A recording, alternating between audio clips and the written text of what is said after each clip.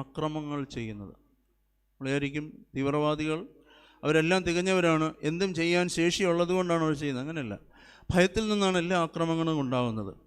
അത് ഭയത്തിൽ നിന്നുണ്ടാകുന്നതും ഭയം ജനിപ്പിക്കാൻ ഉദ്ദേശിച്ചുള്ളതുമാണ്. Out of fear and to induce fear, ഇത് രണ്ടുമാണ് അത് സംഭവിക്കുന്നത്. എല്ലാ വഴക്കുകളും, എല്ലാ ആർഗ്യുമെൻറ്റുകളും, എല്ലാ തരത്തിലുള്ള വയലൻസുകളും, അത് പള്ളിയിലാകട്ടെ സമൂഹത്തിലാകട്ടെ എവിടെയുമാകട്ടെ നടക്കുന്ന എല്ലാ തരത്തിലുള്ള വയലൻസുകളും സംഭവിക്കുന്നത് ഭയത്തിൽ നിന്നാണ്. തൊട്ടടുത്ത നിമിഷം എന്ത് സംഭവിക്കും, ഞാനിപ്പോൾ ആക്ട് ചെയ്തില്ലെങ്കിൽ എനിക്കെന്ത് സംഭവിക്കും എന്നുള്ള ഭയത്തിൽ നിന്നാണ് എല്ലാ വയലൻസുകളും സംഭവിക്കുന്നത്. നമുക്കെന്തോ നഷ്ടപ്പെടാൻ പോകുന്നു, ഇപ്പോൾ ഞാൻ ആക്ട് ചെയ്തില്ലെങ്കിൽ, ഇപ്പോൾ ഞാൻ ശബ്ദമുയർത്തിയില്ലെങ്കിൽ, ഇപ്പോൾ ഞാൻ പ്രതികരിച്ചില്ലെങ്കിൽ പ്രധാനപ്പെട്ടത് എന്തോ എനിക്ക് നഷ്ടപ്പെടും, എൻ്റെ ജീവിതം അപകടത്തിലാകും എന്നുള്ള ഭയത്തിൽ നിന്നാണ്. മൃഗങ്ങളെ ശ്രദ്ധിച്ചാലറിയാം, അവ പിന്നിലേക്ക് പതുങ്ങുന്നതുമൊക്കെ അവർക്ക് ഭയമുണ്ടാകുമ്പോഴാണ്. അതൊരു കുഞ്ഞായാലും പ്രായമുള്ളവരായാലും അപരിചിതത്തിൻ്റെ ഒരു ഭയത്തിൽ നിന്നാണ് അവർ ആക്ട് ചെയ്യാൻ ശ്രമിക്കുന്നത്. കർത്താവ് പറഞ്ഞു, fear thou not for I am with thee, നിങ്ങൾ ഭയപ്പെടേണ്ട, ഞാൻ നിങ്ങളോട് കൂടെയുണ്ട്. പഴയ നിയമത്തിൽ മുതൽ ഇങ്ങോട്ട് പുതിയ നിയമത്തിൽ കർത്താവിൻ്റെ കാലം വരെ നമുക്ക് ലഭ്യമായിട്ടുള്ള ദൈവത്തിൻ്റെ ആശ്വാസവചനമാണത്. ഈ ഭയം മനുഷ്യൻ്റെ ജനനം മുതലേ ഉള്ളതാണ്, ആദിമ തലമുറ മുതലേ ഉള്ളതാണ്. എല്ലാറ്റിനോടും അകാരണമായുള്ള ഭയങ്ങൾ. ഞാനിപ്പോൾ വർക്ക് ചെയ്യുന്നത് ശാലേം ഭവൻ എന്നുള്ളൊരു സൈക്കോ സോഷ്യൽ സെൻ്ററിലാണ്. മാനസിക പ്രശ്നങ്ങളുള്ളവർ താമസിപ്പിക്കുന്നത്. കോട്ടയത്തു നിന്ന് തന്നെ ഏതാണ്ട് 10-ലേറെ പേർ അവിടെ താമസമാണ്. ഭയമാണ് അധികം പേർക്കും. പുറത്തേക്ക് ഇറങ്ങാൻ പാടില്ല, വെളിച്ചത്തെ ഭയം, ആളുകളെ ഭയം, സംവിധാനങ്ങളെ ഭയം, മിണ്ടാൻ ഭയം, പരീക്ഷ ഭയം, ഇങ്ങനെ പലവിധ ഭയങ്ങളിൽ നിന്നാണ് അവർക്ക് മോചനം ലഭിക്കേണ്ടത്. ഈ ഭയത്തെ മോചിപ്പിക്കുന്നവനാണ് ദൈവം. ഈ ഭയത്തെ മോചിപ്പിക്കുന്നത് സഭയിലൂടെ കൂടെയാണ്. വിശ്വാസികൾ റെപ്രസെൻ്റ് ചെയ്യുന്നത് ക്രിസ്തുവിനെയാണ്, ദൈവത്തെയാണ്. ഭയം വേണ്ട എന്ന് പറഞ്ഞവനെയാണ് നമ്മൾ ഓരോരുത്തരും പ്രതിനിധീകരിക്കുന്നത്. അതിൽ നിന്നുള്ള ഉത്തരവാദിത്വം നമുക്ക് ആർക്കും ഒഴിഞ്ഞു നിൽക്കാൻ സാധിക്കില്ല. ഇതിൻ്റെ കുറച്ചുകൂടെ വിശാലമായ രൂപത്തിലാണ് ഒരു പുരോഹിതൻ ക്രിസ്തുവിനെ പ്രതിനിധീകരിക്കുന്നത്. പുരോഹിതൻ്റെ സാന്നിധ്യം ഭയങ്ങളെ അകറ്റുന്നു. അങ്ങനെ അകറ്റണം എന്നാണ്. ഭയം മാറ്റുന്ന ഒരു സാന്നിധ്യമാണ്. പുരോഹിതൻ പറയുകയാണ്, യു വുഡ് ലൂസ് നത്തിങ്, ഒന്നും നിങ്ങൾക്ക് നഷ്ടപ്പെടാനില്ല. Be with me, be with us, be with the church, you won't lose anything because we have Christ. ദൈവം നമുക്കൊപ്പമുണ്ട്, പിന്നെന്തിനാണ് ഭയക്കുന്നത്? സങ്കീർത്തനമൊക്കെ നമ്മളോട് പറയുന്നതാണ്. If we have God with us then why should we fear. ഒന്നും ഭയക്കേണ്ട കാര്യമില്ല. ഇത് നമ്മളെ സദാ ഓർമ്മിപ്പിച്ചുകൊണ്ടിരിക്കുന്ന ഒരു സാന്നിധ്യമാണ് പുരോഹിതൻ എന്ന് പറയുന്നത്. ഈ ഉത്തരവാദിത്വം നമ്മൾക്കുണ്ട്. നമ്മൾ പുരോഹിത വർഗമാണ്. അത് നമ്മൾക്ക് വളരെ വ്യക്തമായി വേദപുസ്തകം നമുക്ക് പറഞ്ഞു തരുന്നുണ്ട്. അതുകൊണ്ട് ഈ ഭയം മാറ്റുന്ന സാന്നിധ്യമായിട്ടാണ് പുരോഹിതന്മാരും ഈ വിശ്വാസ സമൂഹവും ലോകത്തിൽ നിലനിൽക്കുന്നത്. സഭയുടെ തന്നെ വലിയ ഒരു പ്രസക്തി അവിടെയാണ്. ഞാൻ പറഞ്ഞില്ല, ധാരാളം മാനസിക രോഗികൾ വന്ന് താമസിക്കുന്ന സ്ഥലമാണ്. അവിടെ നമ്മുടെ കമ്മ്യൂണിറ്റിയിൽ നിന്ന് വരുന്ന ആൾക്കാർക്ക് കുറച്ചുകൂടെ, അവർക്ക് രോഗങ്ങളുണ്ട്, പക്ഷേ അവർക്ക് കുറച്ചുകൂടെ ഒരു അടിസ്ഥാനമുണ്ട്. അവരെ ട്രീറ്റ് ചെയ്യാൻ, അവരോട് സംസാരിക്കാൻ എളുപ്പമാണ്. അവർക്ക് കുടുംബം, സമൂഹം, സഭ, അതുമായി ബന്ധപ്പെട്ട അനുഷ്ഠാനങ്ങൾ, ഇവയോടൊക്കെ ബന്ധപ്പെട്ടാണ് അവർ നിൽക്കുന്നത്. നമുക്ക് അവരോട് ഇടപെടാൻ വളരെ എളുപ്പമാണ്. പക്ഷേ മറ്റുള്ള വിഭാഗങ്ങളിൽ നിന്നൊക്കെ വരുന്നവർ, അവർക്ക് ഇതുപോലെ ഞായറാഴ്ച സമ്മേളിക്കാൻ ഒരു സ്ഥലമില്ല. നിങ്ങളിൽ ഓരോരുത്തരും നിൽക്കുന്നുണ്ട്, നിങ്ങളുടെ ചുറ്റും എത്ര പേരാണ് നിൽക്കുന്നത്. We are not alone, we are surrounded by people.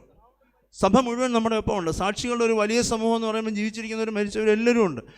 ഈ ഒരു കൂട്ടായ്മയിലാണ് നമ്മളൊരു ഞായറാഴ്ച നിൽക്കുന്നത്. നമ്മൾ വിചാരിക്കും, എന്തിനാണ് ഒരു ദിവസം പള്ളിയിൽ പോകുന്നത്, എനിക്ക് ക്ഷീണമാണ്, എനിക്ക് ഇന്നലെ രാത്രി ഉറക്കളച്ചു, എനിക്ക് ഇന്ന് ഒരുപാട് പരിപാടികളുണ്ട്. പക്ഷേ we come for having a feeling of belonging. I belong to somewhere and there are people who claim me. എന്നെ ആഗ്രഹിക്കുന്നവർ, എന്നെ ആവശ്യപ്പെടുന്നവർ, എൻ്റെ നന്മ ആഗ്രഹിക്കുന്നവരുണ്ട്. അവരുടെ മധ്യത്തിലാണ് ഞാൻ നിൽക്കുന്നത്. ഇത് നമുക്ക് ഉറപ്പാക്കുന്നതാണ് നമ്മൾ കൊടുക്കുന്ന സമാധാനത്തിൻ്റെ ചുംബനം. നമ്മൾ പരസ്പരം വേണ്ടവരാണ്, നമുക്കിടയിൽ ഒന്നുമില്ല.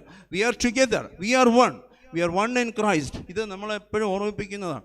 ഈ ഒരു ഭയമൊഴിഞ്ഞ സമാധാനമുള്ള അന്തരീക്ഷത്തിലാണ് നമ്മൾ നിൽക്കുന്നത്. മറ്റ് സമൂഹങ്ങൾക്കില്ലാത്തതാണ്. അതുകൊണ്ട് ഈ സഭ എന്നുള്ളതും ഞായറാഴ്ച കൂട്ടായ്മ എന്നുള്ളതിൻ്റെ പ്രസക്തി നമ്മൾ ഒരിക്കലും മറന്നു പോകരുത്. അത് നിസ്സാരമായിട്ട് വിചാരിക്കുകയും ചെയ്യരുത്. പുരോഹിതന്മാരോട് നമുക്കെന്തും പറയാം, എന്തും. അതിൻ്റെ ക്ലൈമാക്സ് ആണ്, അതിൻ്റെ അൾട്ടിമേറ്റ് ആണ് ഹോളി കൺഫെഷൻ. ഒന്നും നമ്മൾ മറച്ചു വയ്ക്കുന്നില്ല. നമുക്ക് മുമ്പിൽ നിൽക്കുന്ന പുരോഹിതനോട് നമ്മളെല്ലാം തുറന്നു പറയാണ്. ഈ ഒരു സ്വാതന്ത്ര്യമാണ് പുരോഹിതനെ മനുഷ്യർക്ക് പ്രിയപ്പെട്ടവരാക്കുന്നത്. നമുക്ക് എന്തും പറയാം, ഏത് സമയത്തും വിളിച്ചു പറയാം. But I would admit there could be wrong examples. ചിലപ്പം തെറ്റായ ഉദാഹരണങ്ങൾ സമൂഹത്തിൽ ഉണ്ടാകാം. ചിലപ്പോൾ നമ്മൾ അതിനെക്കുറിച്ചായിരിക്കും കൂടുതൽ ചിന്തിക്കുന്നത്. സ്വന്തം മകളെ ആക്രമിച്ച് കീഴ്പ്പെടുത്തുന്ന പിതാക്കന്മാർ ഈ ഭൂമിയിലുണ്ടെന്ന് ഓർക്കണം. അതുകൊണ്ട് എല്ലാ അപ്പന്മാരും അങ്ങനെയല്ല. ഈ ഭൂമിയിൽ ഇന്നും എന്നും മക്കൾക്ക് ഏറ്റവും അധികം വിശ്വസിക്കാവുന്നത് അപ്പനും അമ്മയാണ്. ചിലരൊക്കെ എക്സെപ്ഷൻസ് ഉണ്ടാകാം, ചിലരൊക്കെ സൈക്കോപാത്സ് ഉണ്ടാകാം, പക്ഷേ എല്ലാവരും അങ്ങനെയല്ല. അതുകൊണ്ട് തന്നെ പുരോഹിതൻ്റെ സാന്നിധ്യം നമ്മുടെ ആശങ്കകളെ അകറ്റുന്നതും നമ്മളെ ഒരുപാട് ആശ്വസിപ്പിക്കുന്നതാണ്. ഈ കഴിഞ്ഞ ദിവസം ഇന്നലെ ശാലമിലെ റെസിഡൻ്റ് ഒരു 35-38 വയസ്സ് കാണും. അവൻ്റെ അടുത്ത് പറഞ്ഞ അച്ഛനോട് എനിക്കൊരു കാര്യം പറയാനുണ്ട്. സന്ധ്യാപ്രാർത്ഥനയിൽ കയറുന്നതിന് മുമ്പ് എനിക്ക് 5 വയസ്സുള്ളപ്പം ഞങ്ങളുടെ തൊട്ടടുത്ത വീട്ടിൽ മാനസിക രോഗമുള്ളൊരു സ്ത്രീ ഉണ്ട്. അവർ ഒറ്റയ്ക്കായിരുന്നു താമസിക്കുന്നത്. അവർ മിക്കവാറും വീട്ടിൽ വരുമായിരുന്നു. പക്ഷെ ഒരു ദിവസം വീട്ടിൽ വന്നപ്പോൾ അമ്മ അവരെ ഇറക്കി വിട്ടു. പിറ്റേന്ന് അവർ ആത്മഹത്യ ചെയ്തു. ട്രെയിന് തല വെച്ചതാണ്. പെറുക്കിയെടുക്കാവുന്ന പോലെ അവരുടെ ശരീരം ചിതറിപ്പോയി. ഇന്നും ഞാൻ കുറ്റബോധത്തിൽ നീറുവാണ്. എനിക്ക് എന്ത് ചെയ്യാൻ പറ്റും അവർക്ക് വേണ്ടി? ഞാൻ പറഞ്ഞു, you can pray for her. പിന്നെ നമുക്കൊപ്പം ഉണ്ടായിരുന്ന ഒരാൾ നഷ്ടപ്പെട്ടു എന്ന് നമുക്ക് വിഷമിക്കാം, ആ ഇമോഷൻ നമുക്ക് ഷെയർ ചെയ്യാം. But you cannot take the responsibility of her death. കാരണം അവർ മാനസിക പ്രശ്നമുള്ളവരായിരുന്നു, ഡിപ്രഷൻ ഉള്ളവരായിരുന്നു. ഇന്നല്ലെങ്കിൽ നാളെ അവരത് ചെയ്യും. നിൻ്റെ അമ്മ അവരെ വീട്ടിൽ കയറ്റാഞ്ഞുകൊണ്ടല്ല അവരത് ചെയ്തത്. ഏത് നിമിഷം അവർ ചെയ്യും. അതുകൊണ്ട് അവരുടെ മരണത്തിൻ്റെ ഉത്തരവാദിത്വത്തിൻ്റെ ഭാരം നീ ഏറ്റെടുക്കണ്ട. അവർ നമ്മുടെ ഇടയിൽ നിന്ന് ഒരാൾ നഷ്ടപ്പെട്ടു പോയെന്നുള്ളതിൽ ഭാരപ്പെട്ടോളൂ. അവർക്ക് വേണ്ടി എന്താ ചെയ്യാൻ പറ്റുന്നത്? ഞാൻ പറഞ്ഞു, ഞാൻ നാളത്തെ കുർബാനയിൽ അവരെ ഓർക്കാം. ഇത് ഞാൻ ഏറ്റവും കൂടുതൽ മനസ്സ് സമർപ്പിച്ച് പ്രാർത്ഥിച്ച അവർക്ക് വേണ്ടി. ഞാൻ കണ്ടിട്ടില്ല. ആഫ്റ്റർ 30 ലോങ് ഇയേഴ്സ് എന്നോ മരിച്ചു പോയൊരു സ്ത്രീക്ക് വേണ്ടി ഞാൻ ഇന്ന് കുർബാനയിൽ ഓർക്കുക. ഞാൻ ശാലമിൻ്റെ ഡയറക്ടർ ആയതുകൊണ്ടല്ല അയാൾ എൻ്റെ അടുത്ത് വന്നത്. Because I am a priest. He know where I would go today. ഇന്ന് ഞാൻ എവിടെ ആയിരിക്കുമെന്നും ഒക്കെ അയാൾക്ക് അറിയാവുന്നതുകൊണ്ടാണ്. ഇതാണ് 30 വർഷം ഒരു മനുഷ്യനെ അലട്ടിക്കൊണ്ടിരുന്ന ഒരു വേദനയാണ് ഞാൻ ഇന്ന് ഈ ബലിപീഠത്തിൽ സമർപ്പിച്ചത്. ഇതുപോലെ എന്തെല്ലാം കാര്യങ്ങൾക്കാണ് ഒരു പുരോഹിതൻ നമുക്ക് സമാധാനം അരുളുന്നത്. തക്കത്, ഇന്നത്തെ വേദഭാഗം അതാണ്. തക്കത് കൊടുക്കാൻ കൽപ്പിക്കപ്പെട്ടിട്ടുള്ളവരാണ്. തക്ക സമയത്ത് ഭക്ഷണം എന്ന് പറഞ്ഞാൽ തക്കത് കൊടുക്കാൻ. ഈ കഴിഞ്ഞ ദിവസം ഏറ്റവും കൂടുതൽ ആളുകൾ ശ്രദ്ധിച്ച ഒരു ചിത്രമാണ് നമ്മുടെ രാജ്യത്തിൻ്റെ മന്ത്രി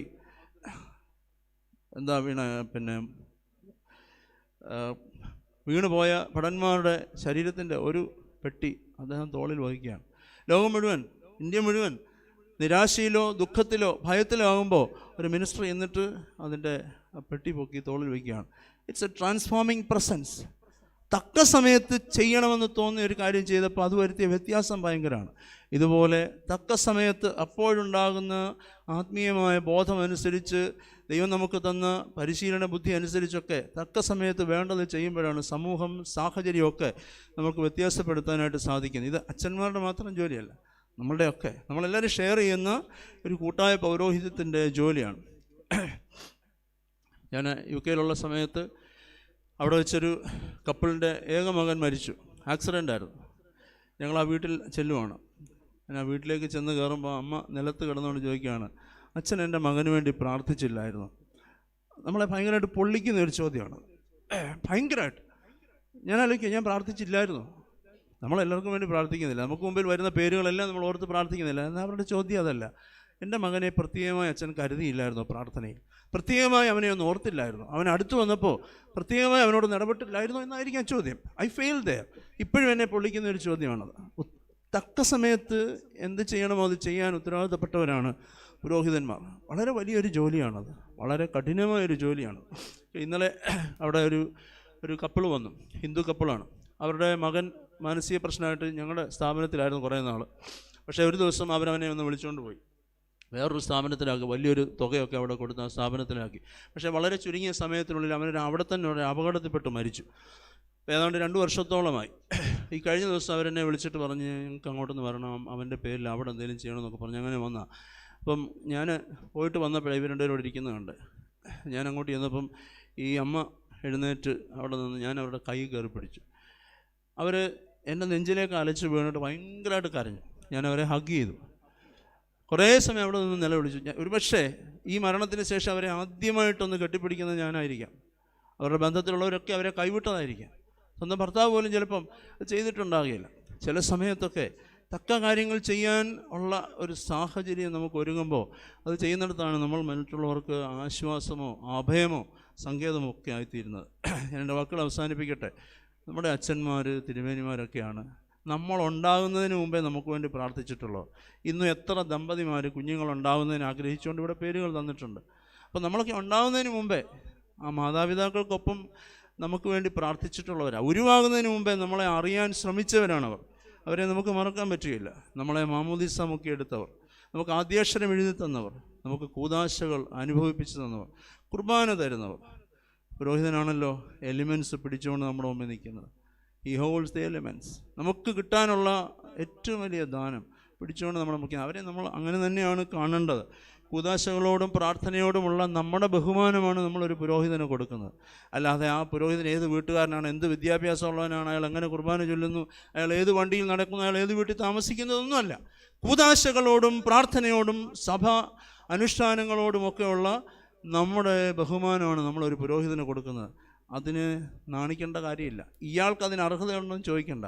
കൂദാശകൾക്ക് അതിന് അർഹതയുണ്ടെങ്കിൽ അത് കൈവെക്കുന്ന പുരോഹിതനുണ്ട്. അത് പുരോഹിതൻ്റെ സ്വന്തം അല്ലത്, പുരോഹിതൻ സ്വന്തമായിട്ട് എടുക്കുന്നതും അല്ലത്.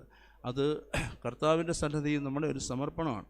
അതുപോലെ പുരോഹിതനും വിശ്വാസികളുമായുള്ള ബന്ധം പണത്തിൻ്റെ ബന്ധമല്ല, ഫോൺ വിളികളുടെ ബന്ധമല്ല, ഒരുമിച്ചിരുന്ന് ആഹാരം കഴിക്കുന്നതിൻ്റെ ബന്ധമല്ല. It's a relationship of prayer. പ്രാർത്ഥനയുടെ ബന്ധമാണ്. എവിടെ ആയിരുന്നാലും എൻ്റെ അച്ഛൻ എനിക്ക് വേണ്ടി പ്രാർത്ഥിക്കും എന്നൊരു ബോധ്യം, എവിടെയായിരുന്നാലും എൻ്റെ ആളുകൾ എന്നെ ഓർത്ത് പ്രാർത്ഥിക്കുമെന്ന് തിരിച്ചൊരു ബോധ്യം. ഇതാണ് സഭയെ നിലനിർത്തുന്നത്. ഇത് നമ്മൾ ഉപയോഗപ്പെടുത്തേണ്ട സഭയുടെ വലിയ അനുഭവമാണ്. അതിനെ ഉപയോഗപ്പെടുത്താൻ ദൈവത്തിൻ്റെ പരിശുദ്ധാത്മാവ് നമ്മളെ സഹായിക്കട്ടെ. ഞാൻ പ്രവർത്തിക്കുന്ന ഒരു ശാലേം ഭവൻ എന്ന് പറയുന്ന ഒരു സൈക്യാട്രിക് കമ്പനിയാണ്. പൗലോസ് മാർ പൊക്കോമിയസ് തിരുമേനിയുടെ നാമത്തിലുള്ള സഭയിലെ ഏക സ്ഥാപനമാണ്. 85 പേരുണ്ട് അവിടെ. അതിൽ ഒരാളിനെ കുറിച്ച് മാത്രം ഞാൻ പറയാം. ഒരു പോലീസിൽ നിന്ന് റിട്ടയർ ചെയ്തൊരു മനുഷ്യൻ, ഓഫീസർ, SI ആയിരുന്നു. അയാളുടെ വീട്ടിലായിട്ട് 2 ആമക്കൾക്ക് മാനസിക പ്രശ്നമാണ്. മൂത്ത ആളിനെ അവിടെ അയാളുടെ സ്റ്റെയറിൻ്റെ കൈവരിയിൽ കെട്ടിയിട്ടിട്ടാണ് അയാൾ പുറത്തേക്ക് വരുന്നത്. 2ാമത്തെ ആളിനാണ് അവിടെ കൊണ്ട് താമസിപ്പിച്ചിരിക്കുന്നത്. അയാളവിടെ കൊണ്ടുവരുമ്പോൾ അയാൾ പറഞ്ഞാൽ 2 പേരെയും ഞാൻ നോക്കാം, എനിക്ക് കുഴപ്പമില്ല, അവരെന്നെ ഉപദ്രവിക്കും, ഞാൻ പറയുന്നത് കേൾക്കാതിരിക്കും, വീട് നശിപ്പിക്കും, പക്ഷേ എന്നാലും ഞാൻ അവരെ നോക്കാം. പക്ഷേ എൻ്റെ ഭാര്യയ്ക്ക് കഴിഞ്ഞ ദിവസം ക്യാൻസർ ആണെന്ന് കണ്ടെത്തി, ഞാൻ ഇനി എന്ത് ചെയ്യും? ഇപ്പോൾ ഞാൻ പറഞ്ഞ ഒരാളിനെ ഞാൻ എടുക്കാം, മറ്റേ ആളിനെ അയാൾക്ക് വിടാൻ താല്പര്യമില്ല. ഞാൻ ചോദിച്ച് മറ്റേ ആളിനെ ഞാൻ പറഞ്ഞു, അയാൾ പറയാം, അച്ഛാ അത് ഞാൻ എടുത്തോളാം, എൻ്റെ 2 മക്കളെ ഒരിടത്ത് ഇട്ടിട്ട് ഞാൻ എങ്ങനെയാണ് എൻ്റെ വീട്ടിൽ ഇരിക്കുന്നത്? I am ready to take them. പക്ഷേ ഈ 3 പേരെയും കൂടെ എനിക്ക് പറ്റാത്തതുകൊണ്ട് ഒരാളിനെ ഞാൻ അച്ഛന് തരുന്നത്. ഇങ്ങനെയുള്ള തകർച്ചകളിലാണ് നമ്മൾ ഒരു സമൂഹത്തെ, ഒരു വീടിനെയൊക്കെ രക്ഷപ്പെടുത്താൻ ശ്രമിക്കുന്നത്. നമ്മൾ അതിന് അവരോട് സാമ്പത്തിക സഹായമോ ഫീസോ ഒന്നും മേടിച്ചിട്ടല്ല ചെയ്യുന്നത്, മറ്റുള്ളവരുടെ സപ്പോർട്ടിലാണ് ആ സ്ഥാപനം കൊടുക്കുന്നത്. അതുപോലെ മറ്റൊരാളുണ്ട്, ഈ ഇൻസ്ട്രുമെൻറ്റേഷനൊക്കെ കഴിഞ്ഞ് ജോലിയൊക്കെ ചെയ്തിരുന്നൊരു മനുഷ്യനാണ്. അയാൾ ഇച്ചിരി വാസ്തുവൊക്കെ അറിയാവുന്ന ആളാണ്. എന്നയാൾ പറയുന്നു, ഭാര്യ അവിടെ അടുത്തൊരു ബേക്കറിയിൽ, നമ്മളെ തന്നെ ഒരു മെമ്പറുടെ ബേക്കറിയിൽ ജോലിക്ക് പോകുന്നുണ്ട്. അവരിറങ്ങിപ്പോയി കഴിയുമ്പോൾ ഇയാൾ വീടിൻ്റെ വാസ്തു മൊത്തം ഇങ്ങനെ ആലോചിച്ചിട്ട് അയാൾക്ക് തോന്നുവാണ് ഈ കഥ ഇവിടെ അല്ല ഇരിക്കേണ്ടത്. അപ്പോൾ ആ കഥ കളക്കും. ഒരു ദിവസം അവർ പോയിട്ട് തിരിച്ചു വന്നപ്പം 3 കഥ കളക്കി വെച്ചിട്ടുണ്ട്. ഫ്രണ്ടിലെ ഡോറ്, അകത്തെ ഡോറ്, ബെഡ്റൂമിൻ്റെ ഡോറ്. അവർ പറയാം, സാർ ഞാൻ എങ്ങനെ ആ വീട്ടിൽ കയറും, രാത്രി എങ്ങനെ അവിടെ കിടക്കും? കഥക് 3 ഇളക്കി വെച്ചേക്കുക, വാസ്തുവാണ്. ഇതാണ് അയാൾ ചെയ്യുന്നത്. അയാളെ ഒരാളും അടുപ്പിക്കത്തില്ല. ഇവിടെ താമസിപ്പിക്കാൻ പറ്റുമോ? ഞങ്ങൾ അയാളെ അവിടെ താമസിപ്പിച്ചിരിക്കാൻ പറഞ്ഞത്, ഏത് തരത്തിലുള്ള സമൂഹത്തിൽ ഏത് തരത്തിലുള്ള ആവശ്യത്തെയാണ് നമ്മൾ അഡ്രസ്സ് ചെയ്യുന്നത് പറയാൻ വേണ്ടി മാത്രമാണ് ഞങ്ങൾ